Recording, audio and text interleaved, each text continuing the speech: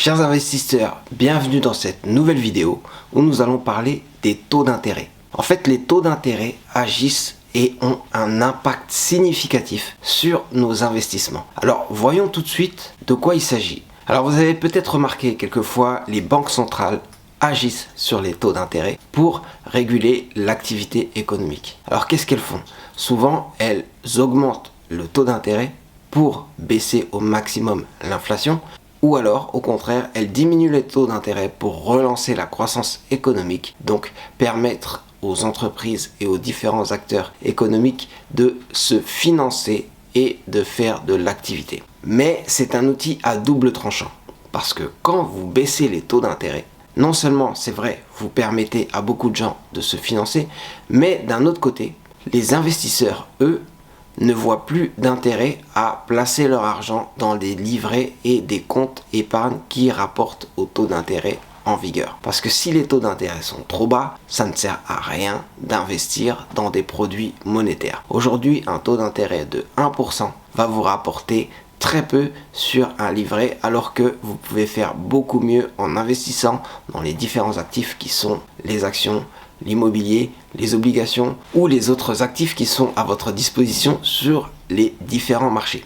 Alors maintenant, le but, c'est de savoir quelle est l'incidence des taux d'intérêt sur votre portefeuille. Aujourd'hui, est-ce que vous avez des actions?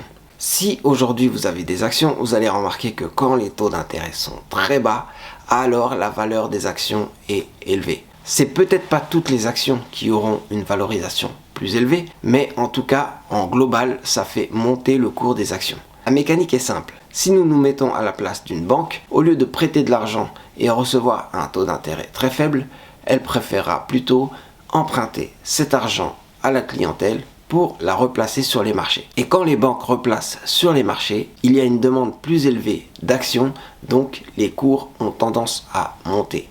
C'est mécanique, c'est mathématique. Et c'est le même cas pour les obligations. Les taux d'intérêt baissent, donc les banques ont tendance à acheter plus d'obligations que à prêter de l'argent. Ça rapportera plus d'acheter des obligations que de prêter de l'argent. Même si on se rappellera qu'acheter une obligation, au final, c'est prêter de l'argent. Et c'est pareil pour tous les actifs.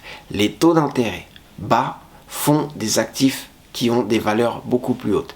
C'est aussi le cas pour l'immobilier. Pourquoi? Parce que quand les taux d'intérêt sont bas, tout le monde emprunte pour acheter. Et quand tout le monde emprunte pour acheter, alors la demande est beaucoup plus élevée et ça vous fait des prix immobiliers beaucoup plus élevés.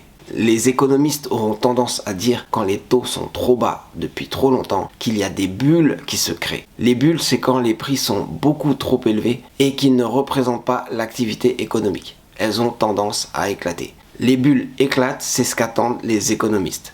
Quand les taux d'intérêt sont trop bas, trop longtemps, il y a des bulles qui se forment, les prix des actions sont trop hauts, les prix des obligations trop élevés, les prix des futurs trop élevés, les prix de l'immobilier trop élevés, et ainsi de suite. Tous les actifs ont tendance à prendre de la valeur. Si les taux d'intérêt sont bas, vous allez remarquer que la valorisation de vos portefeuilles est plutôt élevée, sauf si bien sûr vous avez des lignes de crédit, mais vous avez aussi un risque qui fait que les taux ne pourront que remonter. Et quand ils remonteront, attendez-vous à voir que la valeur de vos actifs chute.